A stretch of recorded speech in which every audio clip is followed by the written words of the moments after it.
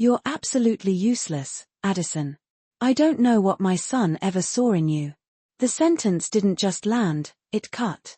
One clean slice through the warm, fake glow of Christmas dinner, through the polished silverware, the cinnamon candles, the forced laughter that had been hanging in the air like a perfume nobody actually liked.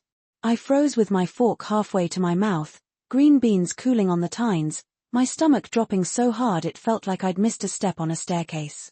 Above us, the chandelier glittered, soft gold light spilling over the tablecloth like something gentle, but in that moment it turned harsh, like a spotlight. Judith sat at the head of the table, perfectly arranged like she'd been staged for a magazine. Silver hair smoothed into place, pearls bright against her burgundy sweater, lipstick neat, smile controlled. She'd already taken her turn with the pie I baked, the pie I spent 4 hours on because she'd made a comment last year about store-bought shortcuts. This year, I made it from scratch, using my grandmother's recipe, the one I grew up with, the one that always smelled like safety when I was a kid. Judith tasted it, tilted her head, and announced to the table, loud enough to make sure everyone heard, that it was dry and flavorless. I tried to keep it calm. I tried to keep it polite. I said, quietly, that it was my grandmother's recipe, and maybe it was just different from what she was used to. That's when she looked right at me and said it. Useless. Like she was stating a fact, like she was describing the weather. I swallowed, but it didn't help. My throat felt tight, and my face went hot. I turned slightly, because I had to, because I needed to believe my husband would step in, even if it was just once. Tyler sat beside me, carving his ham with the focus of someone doing surgery. Not a flicker on his face. Not a pause. Like his mother hadn't just humiliated his wife in front of everyone. Tyler, I said, soft at first, like maybe I'd imagined it. Did you hear what your mom just said? He didn't look up. He sighed, slow and heavy, the kind of sigh that made it clear I was the inconvenience. Sienna, he said, like my name itself was exhausting. Please. It's Christmas. Can we not do this? Do what? Ask to be treated like a human being. My heart started to pound, not from fear, from something worse, that familiar blend of humiliation and anger I'd learned to swallow for years. Do what? I asked. Ask you to acknowledge your mother just called me useless? Judith made a sound, half scoff, half laugh, like I was a child throwing a tantrum. Oh, here we go. Always the victim. Around the table, the rest of Tyler's family suddenly became very interested in anything except me. Patricia stared at her napkin like it had instructions printed on it. Bradley leaned toward Megan and whispered something that made her mouth twitch, like she was holding back a smile. Howard, Tyler's dad, studied his mashed potatoes with a commitment that would have been impressive if it wasn't cowardice. I felt that familiar pressure, the one that always told me, don't make it worse, don't cause drama, don't ruin the holiday. I'd obeyed that pressure for 5 years. I'd swallowed it until it became part of my personality. But something in me, something tired and quiet, finally pushed back. Judith, I said, voice steadier than I felt, that wasn't criticism. Criticism is saying the crust is overworked or the pie is too sweet. Calling me useless is an insult. And I'm not going to sit here and pretend it's not. The silence that followed was instant and thick. Tyler's fork clinked against his plate. He turned slowly, and the look he gave me wasn't confusion or surprise. It was cold. It was the look of a man who felt challenged in front of his family and didn't like it. Sienna, he said, low, warning. Don't speak to my mother like that. I stared at him. She just called me useless in front of everyone. He didn't blink. She's entitled to her opinion. I honestly thought I'd misheard him. My brain tried to rearrange the words into something that made sense. It couldn't. And frankly, he added, as if he'd been waiting to say it, if you can't be around my family without causing drama, maybe you should leave. There are moments that change you quietly. Not with fireworks, not with screaming. Something inside you just shuts, like a door that's been closing slowly for years finally clicking into place. I looked around the table one more time. Patricia pretending she couldn't see. Bradley whispering. Megan avoiding my eyes. Howard hiding behind his plate. Judith smiling, small and satisfied, like she'd just proven something. And Tyler, sitting beside me, acting like I was the problem that needed to be managed. I set my napkin down. My hands were steady, and that surprised me. I stood up slowly, feeling my legs protest, but I refused to let anyone see me wobble. I walked to the closet, pulled on my coat, and took my time with it. Deliberate. Calm. Like I was reclaiming something in the simple act of not rushing for anyone's comfort. Sienna, where are you going? Tyler called, and he sounded irritated, not worried. I turned back once. You told me to leave if I couldn't respect your mother. So I'm leaving. He scoffed, throwing his hands up. I didn't mean for you to actually go. You're being dramatic. 4 years, that word had been his favorite weapon. Dramatic. Sensitive. Overreacting. Anything to make my pain look like a personality flaw. No, I said. For once, I'm being honest with myself. I walked out into the December night, and the cold hit my face like a slap. But it wasn't just cold. It was clarity. It was air that didn't feel contaminated by judgment. Behind me, the door stayed closed. No footsteps followed. No voice called my name. That part hurt, but it also answered every question I'd been too afraid to ask. Snow drifted under the streetlights, soft and quiet, like the world didn't know my life had just cracked open. I sat in my car for a long moment, breath clouding the windshield, hands resting on the steering wheel like I didn't trust myself to move yet. I wasn't leaving because of one sentence at one dinner. I was leaving because of 5 years of being chipped away, piece by piece, until I barely recognized the woman I used to be. When I first met Tyler, 6 years earlier, in a coffee shop in Portland, I was the kind of woman who walked into a room like she belonged there.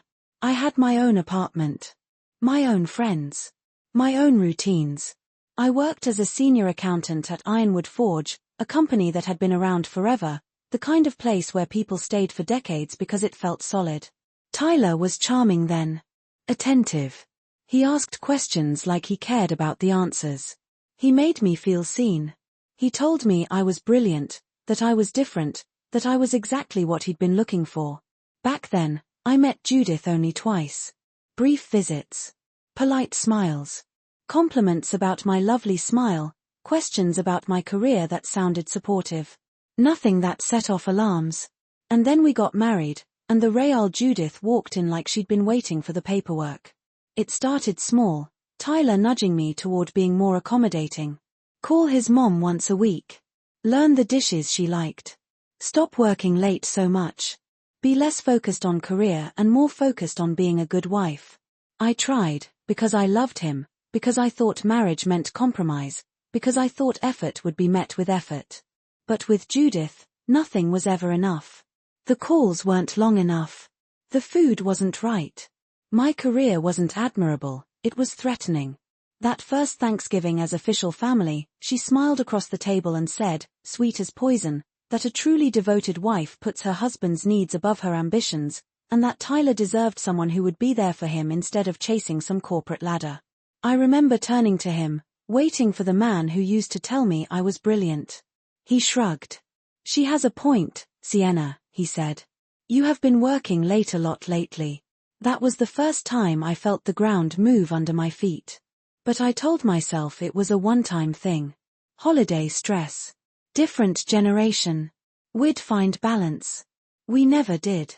Sitting there in the snowlit quiet, I finally admitted the truth I'd been dodging for years. Tyler didn't want a partner. He wanted a wife who would submit to his mother's authority and never disturb the surface. And I was done drowning under that surface. I started the engine.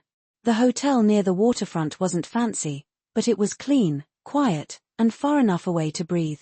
When I got to the room, the heater hummed in the corner, and the bedspread was floral and dated, like it had seen 100 other people trying to survive a hard night. I sat down on the edge of the bed, and the tears came fast, like my body had been holding them hostage for years.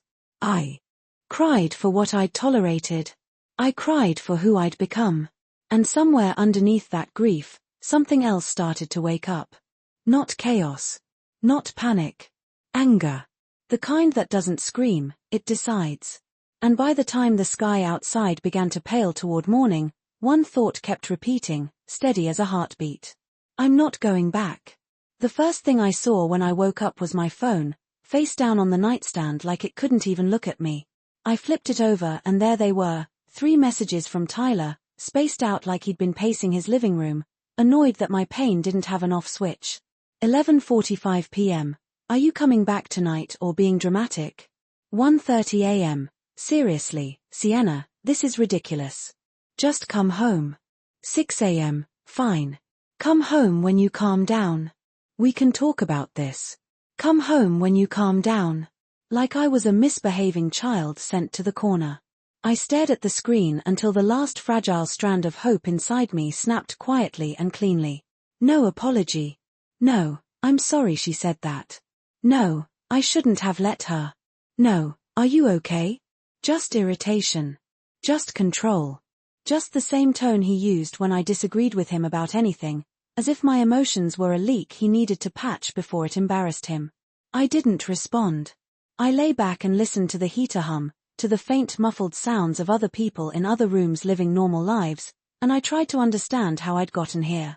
Not just to a hotel room after Christmas dinner, but to a marriage where my husband could watch his mother cut me open and then tell me to apologize for bleeding. The next 48 hours were strange. The hotel became a bubble where nothing could reach me unless I allowed it. I called in sick to work for the first time in years. I sat on the edge of the bed, drank watery coffee, and replayed memories with a different lens, like someone had finally turned on a light in a room I'd been stumbling around in. Tyler kept messaging. Each text came sharper than the last. This is getting ridiculous. My mother is upset that you ruined Christmas. You need to come home and apologize. You're making me look bad. I read them with a new kind of distance, like I was reading a script I'd once performed in without realizing it. Even the vocabulary was familiar. Ruined Christmas. Made him look bad. Apologize. That was always the core of it, wasn't it? Not my feelings. Not my dignity. The optics. On the second day, my phone rang. Tyler's name flashed across the screen. I let it go to voicemail, then played the message after it stopped. Sienna, his voice was clipped, already irritated. This is beyond childish. I expect you home by tonight. We need to discuss your behavior at my mother's house. I've been very patient, but my patience has limits. Call me back. His patience. I almost laughed, and the sound that came out was ugly, sharp, like a bark. 5 years. 5 years of swallowing humiliation. 5 years of being told I was too sensitive. 5 years of learning how to smile while Judith casually dismantled me, and Tyler's response was that his patience had limits. I sat there on that floral comforter and realized something that made my stomach twist. He wasn't worried. He wasn't sorry. He was inconvenienced. And that meant I couldn't keep playing my role. Not even one more day. I called Brooke. She answered on the second ring, her voice instantly tight with concern. Sienna. Where have you been? You missed our coffee yesterday. I texted you like 10 times. I'm sorry, I said, and my throat did that stupid thing where it tries to collapse around your words. Something happened at Christmas dinner. I left Judith's house. I've been at a hotel. What? She said, like she couldn't process it. What happened? So I told her. The pie. The insult. Tyler's response. The way the door stayed closed when I walked out. I kept it factual, because if I let myself be emotional, I was afraid I'd shatter. Brooke listened quietly, and when I finished, there was a silence so long I could hear her breathing. Then she spoke, and her voice sounded different. Heavier. Sienna, she said. I need to tell you something. I should have told you a long time ago, but I didn't know how. My stomach dropped. What is it? It's about Tyler, she said carefully. And his mom. And what they say about you when you're not around. I gripped my phone like it could keep me steady. What do you mean? Brooke exhaled slowly, like she'd been carrying this secret. And it had weight. Do you remember Bradley's birthday dinner last summer? The restaurant downtown. You left early because of that work emergency. Yes, I said. I remembered. I remembered feeling guilty all night, like leaving was proof I wasn't a good enough wife. Well, she continued, after you left, I overheard Judith talking to Tyler. She was saying really horrible things about you, calling you a gold digger, saying you trapped him, saying you were avoiding having kids on purpose just to punish her. I felt cold spread through my body, quick and numb. What did Tyler say? There was a pause, longer this time, like she hated the next part. He laughed, she said. The room tilted slightly. He laughed. And he agreed with her, she continued. He said, and I'm quoting him exactly because I'll never forget it.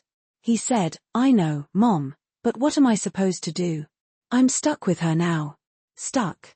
With me. I had to sit down. My legs didn't even ask permission, they just gave out, like my body was done pretending it could hold me up. Stuck with me, I repeated, and my voice sounded far away. Like it belonged to someone else. I'm so sorry, Brooke said quickly. I wanted to tell you, but I didn't know how.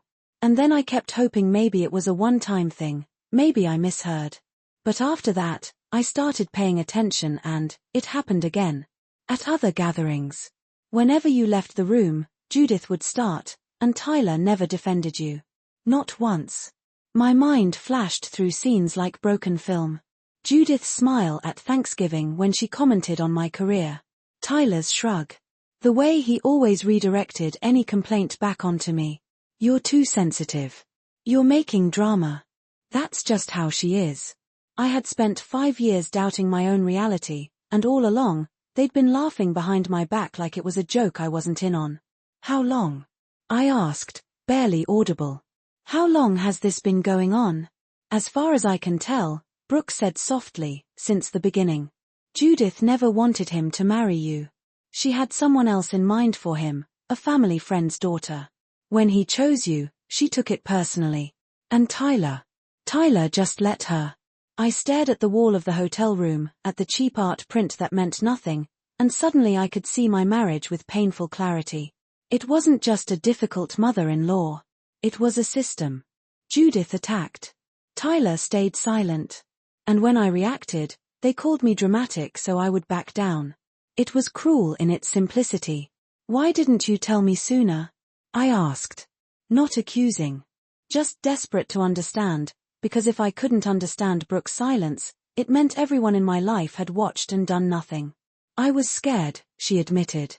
Scared you wouldn't believe me. Scared you'd be angry at me. And honestly, you were trying so hard to make it work. You kept convincing yourself it wasn't that bad. I didn't want to be the one to break that illusion. You wouldn't have broken anything, I said slowly, and my voice surprised me with how calm it was. You would have just shown me what was already there. We talked for another hour, and Brooke told me more. Things she'd noticed. The jokes. The looks Tyler gave Judith when I was speaking, like they shared a private amusement. The way he'd let her bait me, then acted shocked when I finally snapped. By the time we hung up, I wasn't crying anymore. I was furious. Not wild fury, not the kind that makes you scream and throw things. This was colder. Cleaner.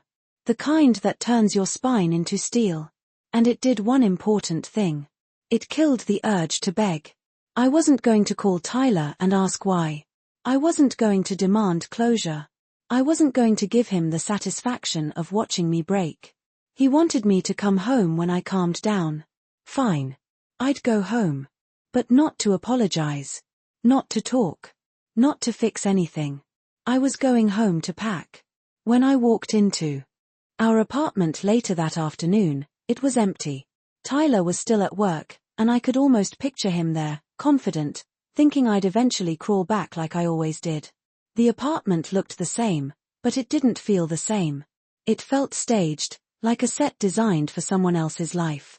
Tyler had lived here before we got married, and Judith had helped him decorate. I tried to add pieces of myself, soft touches, colors I liked, photos, books, little things that made a place feel like a person lived there. But every single time, there was a comment. Those pillows are tacky. That art doesn't match. Why do you need so many books out? It looks cluttered. Now I understood. This space was never meant to hold me.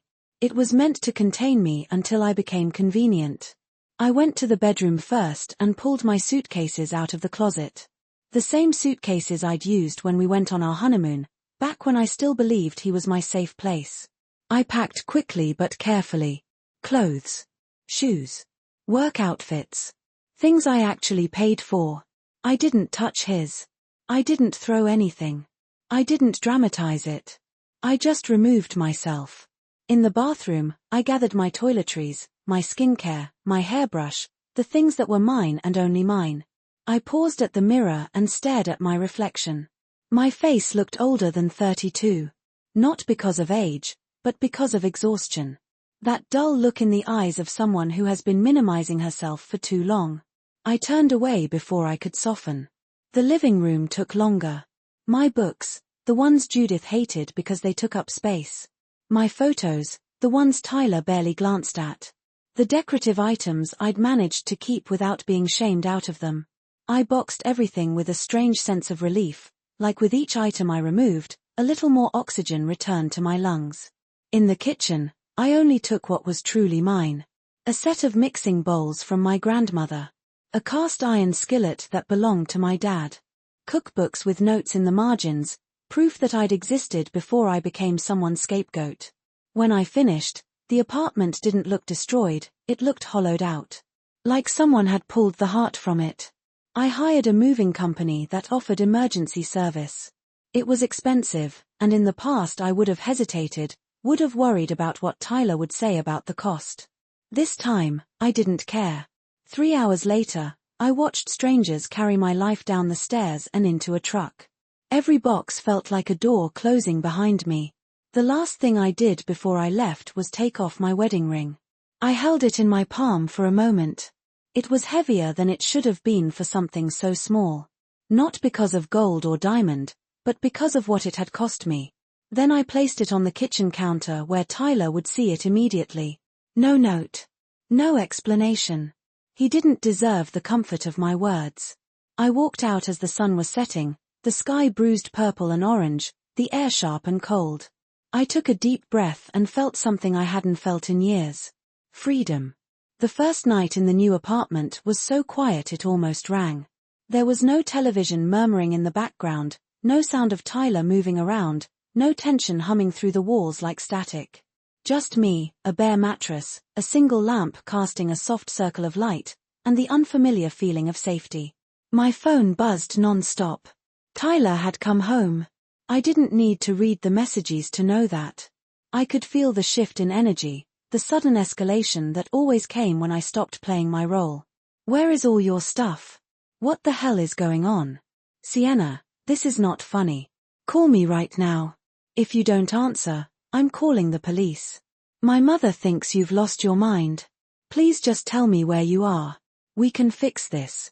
I read them slowly, one by one, and something strange happened. They didn't hurt. They didn't spike my anxiety. They didn't make my chest tighten. They sounded desperate. And desperation, I was learning, was no longer my responsibility to manage. There was a time when I would have rushed to reassure him. Explained myself. Apologized for upsetting his mother. Apologized for leaving. Apologized for existing too loudly in a life that required me to be small. But that woman didn't live here anymore.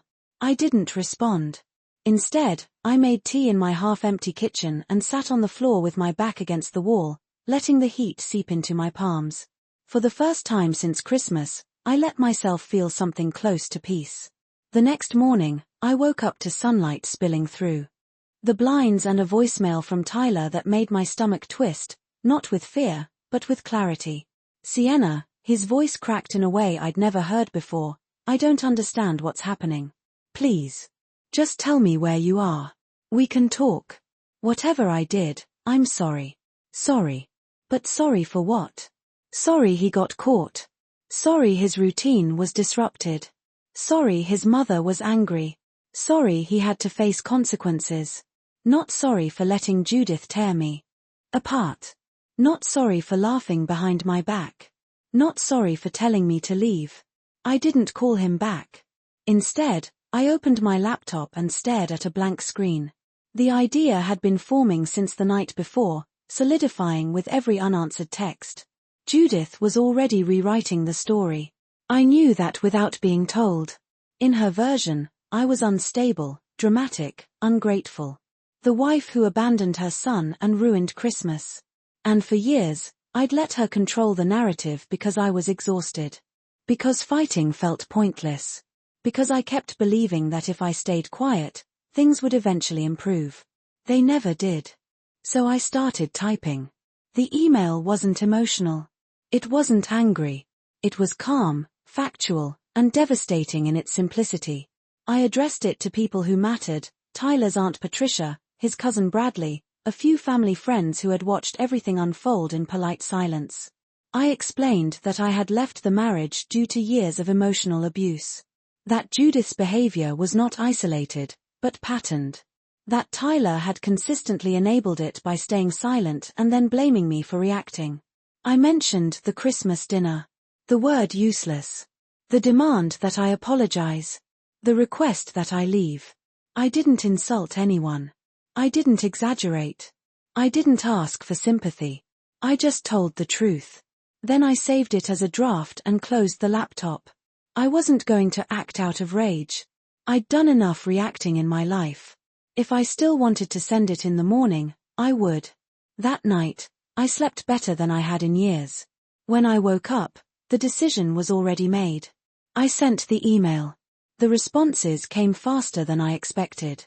Patricia wrote first. She said she was shocked. That she was so sorry. That she'd suspected something was wrong but hadn't realized how bad it had become. Bradley didn't email. He called Brooke instead, and Brooke texted me afterward to say he sounded genuinely disturbed. Others reached out quietly, cautiously, as if they were afraid of being overheard even now. A few didn't respond at all. I knew which side they'd chosen without needing confirmation. Judith's version of events started collapsing in real time. Tyler called 17 times that day. He accused me of humiliating him. Of lying. Of exaggerating. He swore he'd always defended me, that his mother had never said anything that bad, that I was blowing everything out of proportion. I responded once. The divorce papers will be coming soon. Please don't contact me again. Then I blocked his number. The silence afterward was unlike anything I'd ever experienced. Not empty. Not lonely. Clean. Paige flew in that weekend and wrapped me in a hug so tight it almost hurt.